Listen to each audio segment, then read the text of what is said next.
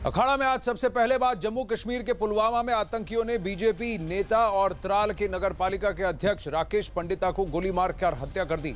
Police के मुताबिक राकेश पंडिता अपने घर के पास ही किसी दोस्त से मिलने गए थे, तभी आतंकियों ने उन पर हमला कर दिया। उन पर ताबड़तोड़ गोलियां चलाई गई, जिसमें बुरी तरह से घायल हो गए। फौरन हमले से घायल राकेश को इलाज के लिए अस्पताल ले जाया गया, जहां उनकी मृत्यु हो गई। पुलिस की तरफ से उन्हें सुरक्षा मिली हुई थी, लेकिन जिस वक्त यह हमला हुआ उस दौरान वो सुरक्षा कर्मियों को अपने साथ नहीं ले गए थे। वहीं इस हमले के बाद सुरक्षा बल के जवानों ने पूरे इलाके को घेर लिया। हमला करने वाले आतंकियों की तलाश में वहां सर्च ऑपरेशन भी शुरू किया गया। इस बीच आतंकी संगठन लश्कर तैयबा ने राकेश पंडिता की हत्या की जिम्मेदारी ली है।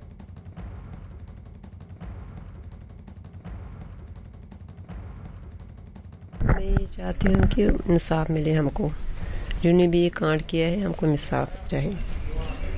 बरोशन बाकी जो आप यहाँ पे परिवार है ही तो ये सारा बिखरा पड़ा हुआ है। ये माँ है, वो भाई है, तो घर की हालत यही तो कमाते थे, सब कुछ यही करते थे। अब ये चलिए यहाँ पे सारा परिवार बिखर गया है। अब हम मोदी जी से यही करते हैं, वहाँ पे इसको यही बोलना चाहते हैं कि हमको इंसाफ दो, हमको इंसाफ मिले, तो बस वही और कुछ नहीं। बीजेपी नेता राकेश पंडिता की हत्या के बाद घर में मातम पसरा है। पूरे परिवार पर दुखों का पहाड़ टूट गया है। हत्या से नाराज राकेश पंडिता के घर वालों ने आतंकियों की सफाई की मांग की है। अब जो ये सीधी सी ये वहाँ पर एक अपना वहाँ पर तिरंगा लहराने गया था, अब ये वहाँ का काम करने के गया था, वहाँ पर तिरंगा लहरा था। अब ये उसने एक किस्म की कुर्बानी अपने देश के लिए दे दी है।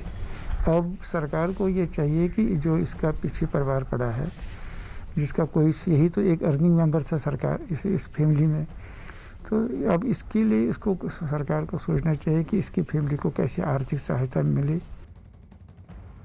के पापा ही जो थे हमारे घर के एक कमाने वाले थे, अब वो उनकी डेथ हो गई है। मेरे घर पे मेरे चाचू जो हैंडीकैप्ड है, वो दादी हैं, मम्मी हाउसवाइफ हैं, वही घर पे कमाने वाले थे, अब उनकी डेथ हो गई। तो मैं चाहता हूँ सरकार से कि उनकी अगर साजिश है तो इंक्वायरी की जाए और पता किया जाए कि इनके इस सिचुएशन के पीछे कौन कौन थे। आपको लगता है कि वो उनका एक एम था कि कश्मीर की डेवलपमेंट कराई जाए? वो कहते थे, जब भी घर पे भी होते थे, कहते थे मैं ये करूँगा, मैंने ये किया, अच्छे काम। मैं भी खुश होता था कि पापा ने, प्राउड था मैं काफ़ी। राकेश पंडिता के घर से समीर भट्ट हमारे साथ जुड़ रहे हैं। समीर, राकेश के साथ साथ कोई उनके दोस्त की बेटी भी थी जो कि गंभीर अवस्था में है, उनकी हालत कैसे है और ये कौन लोग थे? कैसे पता लगा उनको कि राकेश पंडिता उस वक्त वहां त्रालपाइन में होंगे? देखिए, जो लड़की है जिनको जो इंजर्ड हुई थी, वो उसको हॉस्पिटल में इलाज चल रहा है और कहा जा रहा है कि अभी भी उसका उपचार चल रहा है और कंडीशन अभी भी इतनी स्टेबल नहीं है। दूसरी बात जो आपने कही कि इनको कैसे पता चला, देखिए मैं आपको बता दूं, जो मिलिटेंट्स हैं, आतंकवादी है, उनका अपना एक नेटवर्क होता है। जिस तरह आपको पता है किस तरह वो काम करते हैं, उनके OWG वर्कर्स होते हैं, ओवरग्राउंड वर्कर्स, वो उनको पूरी डिटेलिंग देते हैं। तो जाहिर तौर पर जो हमने देखा, चाहे इस मामले में या इससे पहले जितनी भी किलिंग्स हुई हैं, पिछले साल आपको याद है 6 जून को अजय भारती जो कश्मीरी पंडित वहाँ सरपंच थे अनंतनाग एरिया में, उनकी भी निर्मम हत्या उन्हीं के गाँव में वहाँ पे की गई थी, जो उनका अपना नेटिव प्लेस था। वसीम बारी जो बीजेपी के वर्कर थे, उनको बीजेपी के जो प्रेसिडेंट थे, डिस्ट्रिक्ट प्रेसिडेंट थे बांडीपुरा, उसको और उनके भाई को और पिता को किस तरह से आतंकवादियों ने उनकी हत्या की पिछले साल ही। कुलगाम में किस तरह से बीजेपी के जो भाजपा के वर्कर थे, 5 थे, उनको मार गिराया गया। तो जाहिर तौर पर जो ये सारी किलिंग्स होती हैं, इसमें एक गुप्तचर उनका अपना नेटवर्क होता है, मिलिटेंट्स का ट्रैक करते हैं किस तरह से कहाँ पे सॉफ्ट टारगेट है। देखिए मैं आपको बता, जो वसीम बारी का जो इंसिडेंट हुआ था, उसमें भी जो एसपीओज थे वो वहां पे नहीं थे जब उनकी किलिंग हुई थी। तो ये जो अजय भारती है, उस टाइम भी एसपीओ साथ में नहीं थे, सिक्योरिटी नहीं थी, और आज भी सिक्योरिटी साथ में नहीं थी। तो आतंकवादी उसी टाइम हमला कर देते हैं। अपने ही प्रदेश में घूमने के लिए सिक्योरिटी की जरूरत क्यों है समीर? और ये चुन चुन कर मारा जा रहा है, तो इस पर लोग क्यों चुप बैठे हैं? क्यों, अगर एक आतंकी संगठन को इतनी हवा दी जा रही है कि उनको टेररिज्म और एक्ट ऑफ टेररिज्म कहने से भी ये गुपकर के गैंग जो है, वो पूरी जो लीडरशिप है जम्मू कश्मीर की, वो कहने से कतरा रही है? क्यों ऐसे लीडर्स को चुन चुन के मारा जा रहा है जो भारत की बात कर रहे हैं? क्यों ऐसे लीडर्स को चुन चुन के मारा जा रहा है जिनका रिप्रेजेंटेशन कश्मीरी हिंदुओं के साथ है? यह सवाल पूछना है।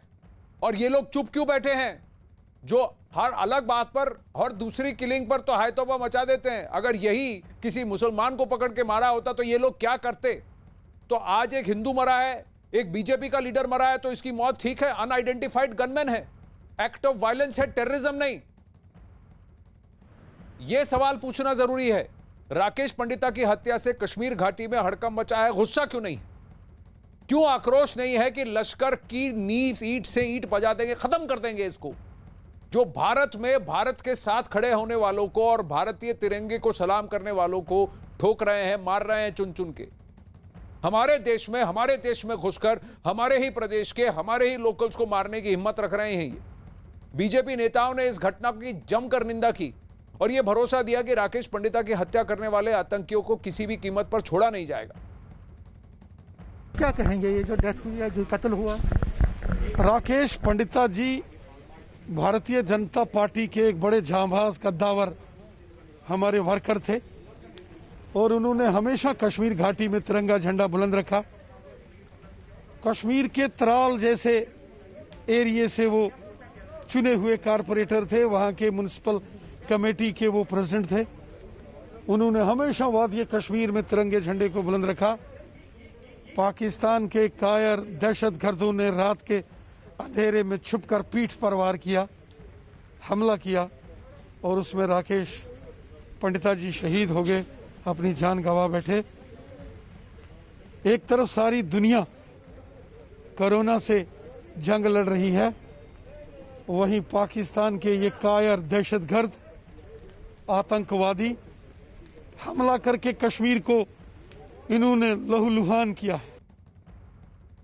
मुझे लगता है कि ये जो आतंकवादी हैं, अलगाववादी हैं, ये अपनी आखिरी सांसें ले रहे हैं और इस तरह का अमानवीय और जघन्य अपराध करने वालों को कभी भी नहीं बख्शा जाएगा, न उनको बख्शा जाएगा, न उनके आकाओं को बख्शा जाएगा। ये बात उनको अच्छी तरह समझ लेना चाहिए। किसी भी व्यक्ति की हत्या करना, किसी भी व्यक्ति की बीजेपी के कार्यकर्ता के साथ साथ किसी की भी हत्या बिल्कुल अनएक्सेप्टेबल है और उसका उनको हिसाब किताब सूद ब्याज के साथ देना पड़ेगा। जम्मू से कविंदर गुप्ता जी